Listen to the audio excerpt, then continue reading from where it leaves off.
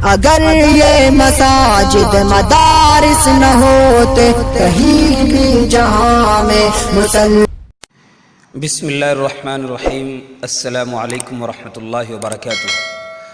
الدرس الثالث یعنی تیسرے سبق کے ساتھ میں آپ حضرات کی خدمت میں حاضر ہوں۔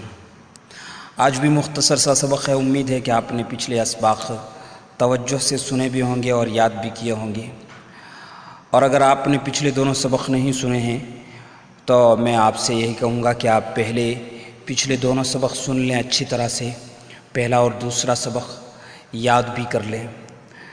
اور یہ بات ضرور کہوں گا کہ اگر آپ ان اسباق کو یاد نہیں کریں گے طالب علمانہ طور پر تو آپ کو ان سے خاطر خواہ فائدہ نہیں ہوگا، اس لیے ضرور یاد کریں۔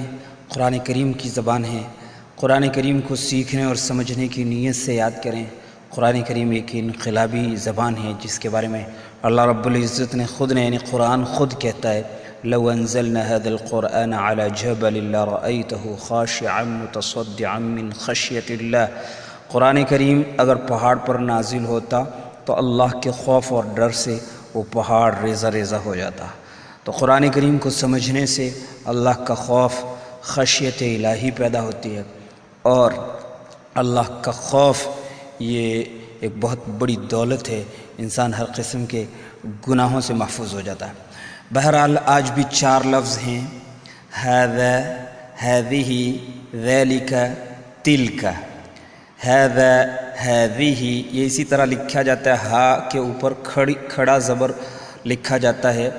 وہ آج کل فون وغیرہ میں کی بورڈ میں عموماً نہیں ہوتا ہے اور لکھنے کا رواج بھی نہیں رہ گیا، مگر پڑھا جاتا ہے۔ یہاں ھذا، ھذہ اور ذالک کے ذال تینوں پر کھڑا زبر ہوتا ہے۔ ھذا، ھذہ، ذالک۔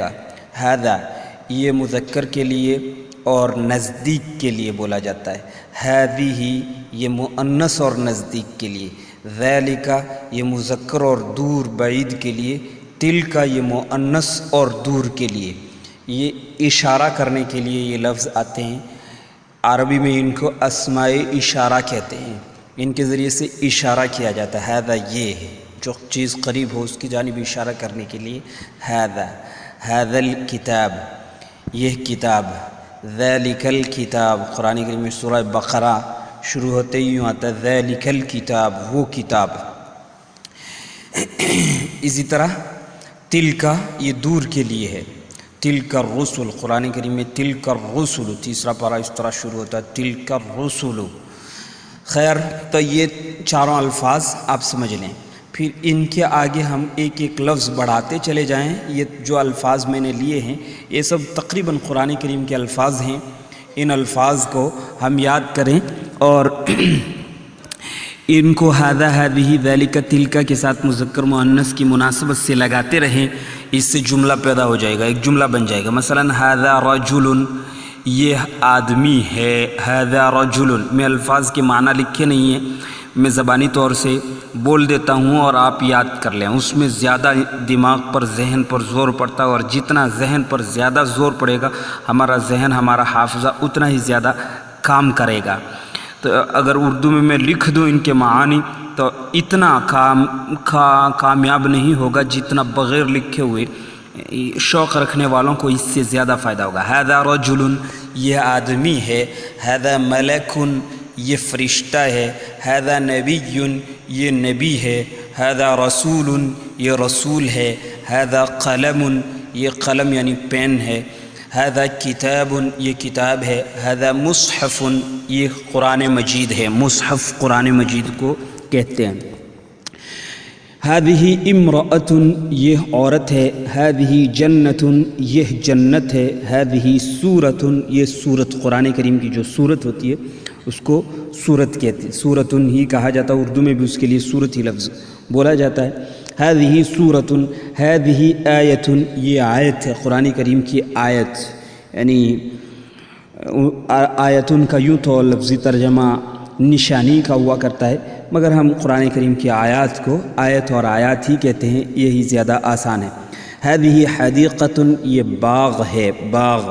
ھذہ شجرۃ یہ درخت ہے، ھذہ زہرۃ یہ پھول ہے۔ پھر یہی لفظ ہو بہو یہی لفظ میں نے ذالکا اور تلکا کے ساتھ لگا دیے ہیں. آپ اسی طرح لگا سکتے ہیں ذالکا اور تلکا کے ساتھ. ھذا رجل، ذالک رجل، ذالک ملک، ذالک نبی، ذالک رسول. ان الفاظ کے معانی ضرور یاد کر لیں اور ان کے ساتھ ملاتے چلے جائیں.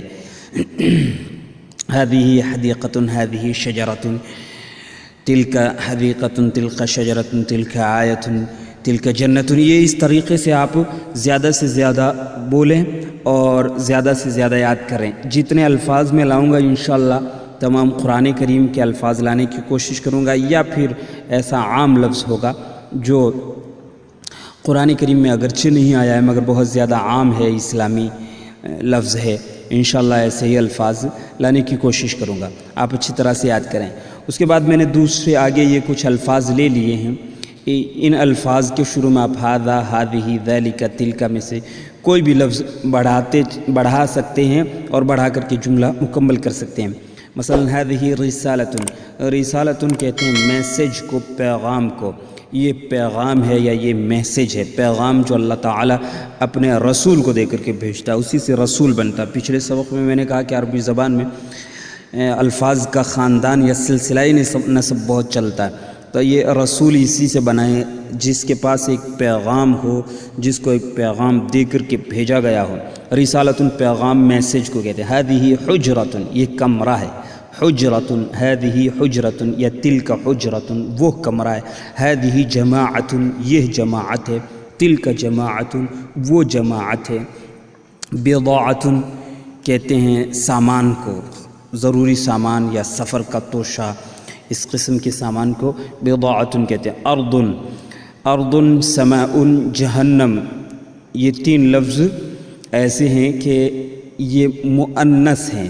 مؤنث اور مذکر کی نشانی، عام نشانی یہ ہے کہ آخر میں گول تا لگی ہوئی ہو، جیسے کہ ان میں لگی ہوئی ہے رسالۃ، حجرۃ، جماعۃ، بضاعۃ میں، اور پیچھے امرأۃ میں، جنت میں، سورۃ میں، آیۃ میں، حدیقۃ میں، شجرۃ، زہرۃ وغیرہ میں لگی ہوئی تھی.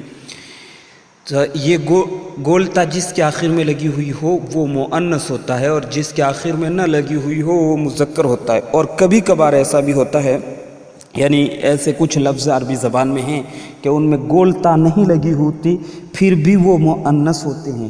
انہی الفاظ میں سے یہ اردن ہے. اردن کے معنی زمین، یاد رکھیے. اردن، سماء، آسمان. اسی طرح شمسن، سورج.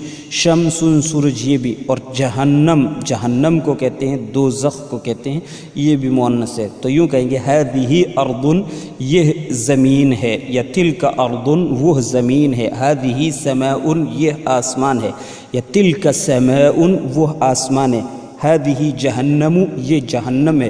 یا تلک جہنم، وہ جہنم ہے. ھذا غنی، یہ مالدار ہے. ذالک فقیر، وہ فقیر ہے.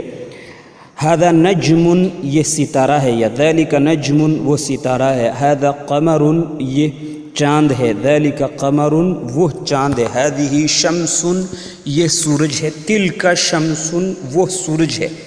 تو ان الفاظ کے معانی بھی یاد کریں اور ھذا، ھذہ اور ذالک، تلک کا یہ استعمال یاد کریں.